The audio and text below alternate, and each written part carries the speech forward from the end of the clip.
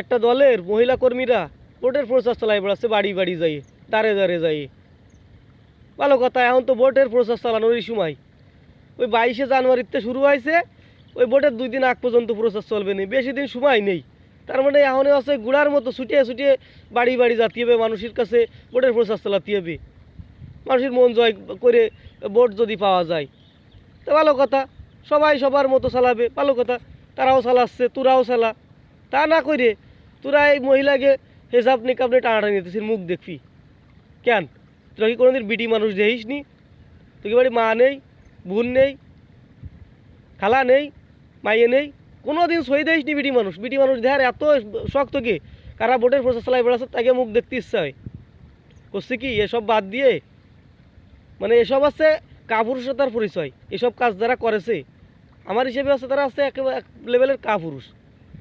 তোরা এখন আছে ভোটের প্রচার চালাবি, মানুষের ভালোবাসা দিয়ে দুটো কথা কবি। মানুষের ভালোবাসা দিয়ে যা পাওয়া যায়, কোটি টাকা, কোটি টাকা দিয়েও সে তা পাওয়া যায় না। মানুষ কিডা কারে ভোট দেবে তা মনে গাঁথা হয়ে গেছে। এখন এই ভয় ভীতি, টাহার লোভ, ওই খেচড়ির লোভ, ওই ডার্বি সিগারেটের লোভ, এসব দিয়ে মানুষের ভোট পাওয়া যায় না। ওই কি কয় না, এক নেতা কলো কি, বাদ সিটালি কাকের অভাব হয় না। আসলে এখন কাকের অভাব হয়, বাদ সিটাই দেখ। বাতের অভাবে মানুষ এখন আর কারোর পাশে ছোটে না। মানুষ এখন নিরাপত্তা চাই, শান্তি চাই, দেশ স্থিতিশীল চাই, দুটো খাইয়ে পরে বাইসে থাকতে চাই। এখন আর ওই দুটো বাতের জন্যই কোনো নেতার পাশ পাশ মানুষ দৌড়তে চায় না, ওই 500 টাকার জন্যই দৌড়তে চায় না। এটা বুঝতে হবে। তাই এসব বাদ দিয়ে সবাই সবার মতো শান্তি প্রিয়ভাবে ভোটের প্রচার চালালি এটা হচ্ছে সবার জন্য মঙ্গলকর। তাই আহ্বান করব, কোনো দলের কোনো নেতা বা অন্য কোনো দলের নেতার কোনো কাজ যেন হস্তক্ষেপ না করে।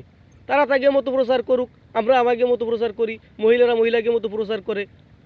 কারণ ভোট কিটা কারে দেবে এটা হচ্ছে তাকে ব্যাপার। কারণ প্রচার প্রচার চালাতে তো কোনো সমস্যা নেই, যত প্রচার তত প্রসার, এটা বুঝতে হবে।